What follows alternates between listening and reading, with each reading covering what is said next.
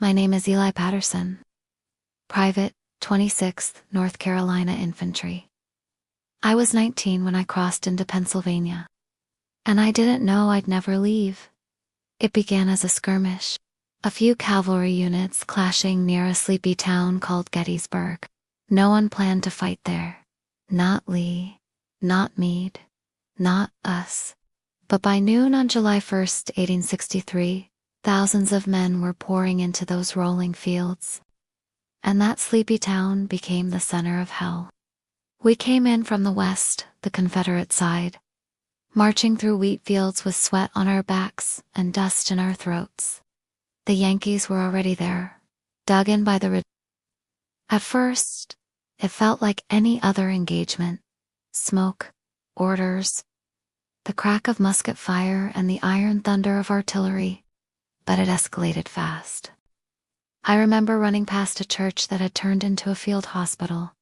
Screams from inside. Blood on the white steps. We hadn't even entered the town yet. The Union lines held fast near McPherson's Ridge. They were stubborn, disciplined, but we pushed harder.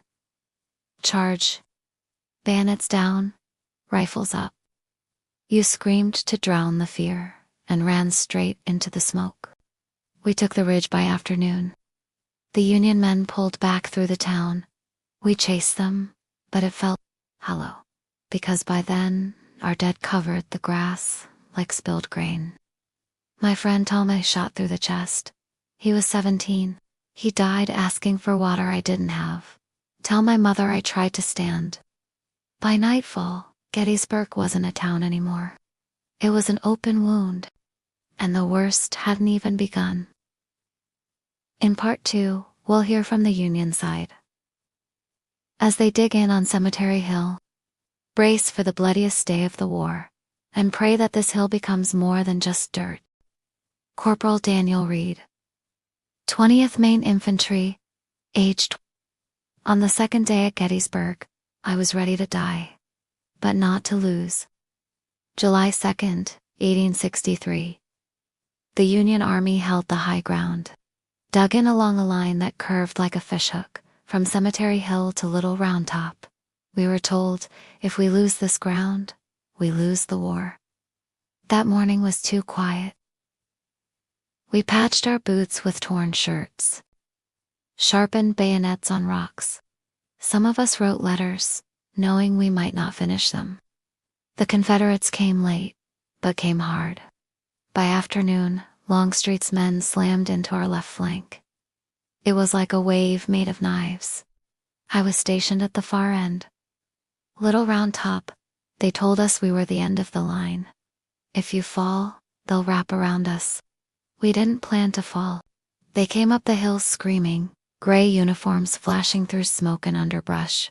We fired until our barrels steamed, until we had nothing left but bayonets and fists. One man in my unit, Caleb, took a shot to the leg. He used his crutch as a club and kept swinging.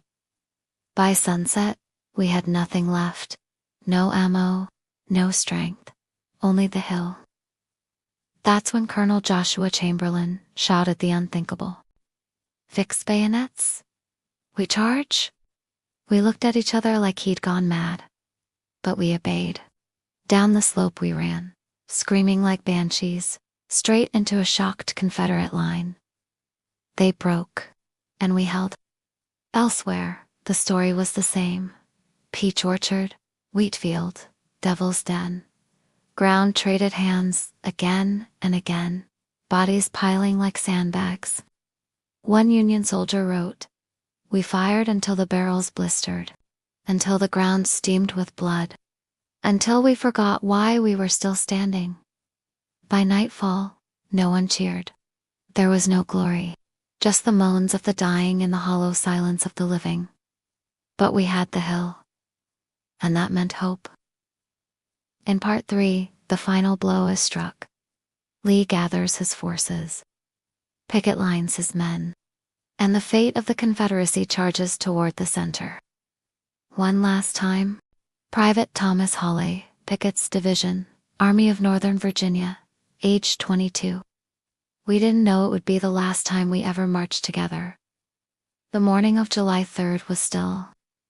Too still. Like the world was holding its breath. General Robert E. Lee believed one final blow could break the Union line. He chose the center. A slight dip along Cemetery Ridge. He believed it was weak. He believed it could fall. He believed in us. At 1 p.m., our cannons roared. Over 150 Confederate guns unleashed the fiercest bombardment of the war. The earth trembled. The sky burned. We waited behind the tree line, silent. The air thick with sulfur, sweat, and fear. And then, the order came. Advance. We stepped out of the woods in perfect formation, minus 12,000 strong, shoulder to shoulder, marching across a mile of open field under a blazing sun. They called it Pickett's Charge. We didn't call it anything. We just marched. At first, there was silence.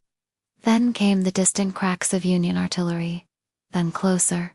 Then louder. Then hell. Shells exploded all around us. Men disappeared mid. Flags fell and rose again. We kept moving.